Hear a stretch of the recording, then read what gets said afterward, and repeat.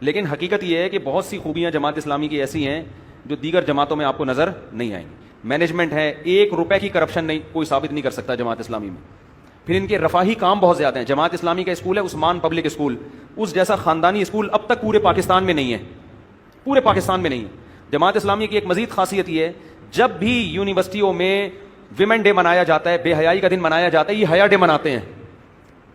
تو یونیورسٹیوں میں کوئی ان کے مقابلے میں لبرل لوگوں کے مقابلے میں ہے ہی نہیں, آزاد چھوڑا ہوا ہے. یا تو تبلیغ جماعت والوں کی محنت ہے, وہ تو بیچارے نجی سطح پہ ایک لوگوں کو سمجھا رہے ہیں, لیکن جو انہی کے ٹکر پہ اگر کسی کی محنت ہے تو وہ جماعت اسلامی کی ہے. آپ دیکھ لو, میں بھی پنجاب کے سفر پہ گیا تھا ایک یونیورسٹی میں, کسی نے بتایا بڑی بے حیائی تھی, ڈیٹنگ پوائنٹ بنے ہوئے تھے نا, تو جماعت اسلامی کے لڑکے جہاں بھی کوئی ڈیٹ مارتا وہ پکڑا گیا نا, ان کو پکڑ کے لاتے بولے شادی کرو, ٹھیک ہے نا, ورنہ دوبارہ نظر نہیں آؤ یہاں پہ. تو بڑا کردار ہے. ٹھیک ہے ہم جماعت اسلامی کے نہیں ہیں, نام مجھے نہیں یاد پڑتا کبھی میں نے ووٹ دیا ہو, لیکن جس قوم میں کوئی اگر خوبی ہو تو اس کو تسلیم کرنا چاہیے.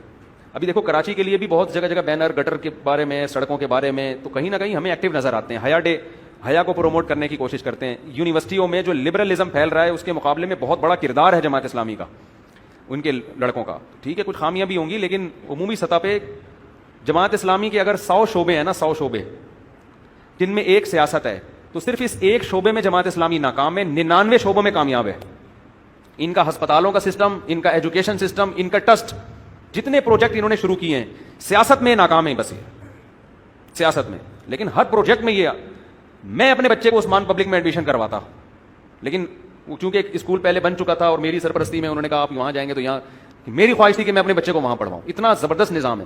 آپ کے جو زیادہ اچھے اسکول ہیں نا, وہ آپ کو ماڈرن بنا دیتے ہیں, مذہب سے دور کر دیتے ہیں. تعلیم اچھی ہوگی تو مذہب سے باغی بنا دیں گے. یہاں ایجوکیشن بھی ہے, جو عثمان پبلک کے پڑھے ہوئے بچے ہیں آپ ان کو دیکھ لو, تو ہر فیلڈ میں جماعت اسلامی میں ایک مینجمنٹ نظر آئے گی آپ کو. سلیکشن کا ایک طریقہ ہے, ایسا ہی نہیں کوئی بھی اٹھ کے امیر بن جائے, میرا ماموں ہے تو میرا چاچا ہے تو اب یہ جماعت کا امیر ہوگا. جماعت اسلامی میں مولانا مودودی کے کوئی چاچا ماما, اب قاضی حسین احمد کا پھوپھی زاد بھائی بنا ہو امیر, کبھی دیکھا آپ نے کوئی چچا بناؤ کوئی ماموں بناؤ قاضی حسین احمد کا.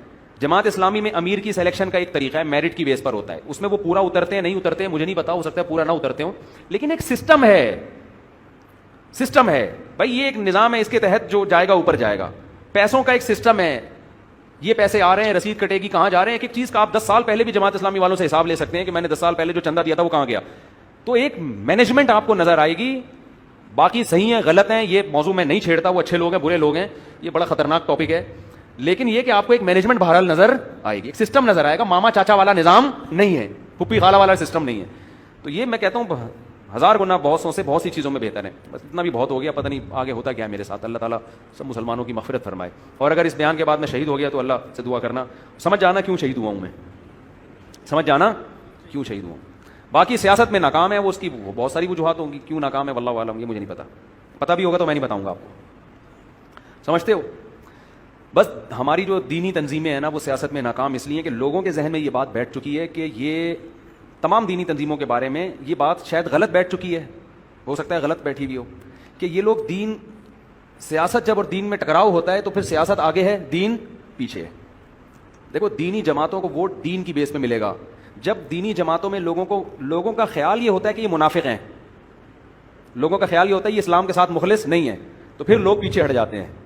اب مجھے نہیں پتا کہ لوگ اس خیال میں برحق ہیں یا غلط ہیں, یہ تبصرہ میں نہیں کر سکتا, لیکن میں نے جو سروے کیا ہے نا, میں لوگوں سے پوچھتا ہوں یار فلانی جماعت دینی ہے اس کو ووٹ کیوں نہیں دیتے فلان, تو لوگوں کی زبان میں ایک ہی لفظ ہوتا ہے یار یہ دین ہے نہیں, لیبل ہے دین کا. لوگوں کا ایک تبصرہ ہے.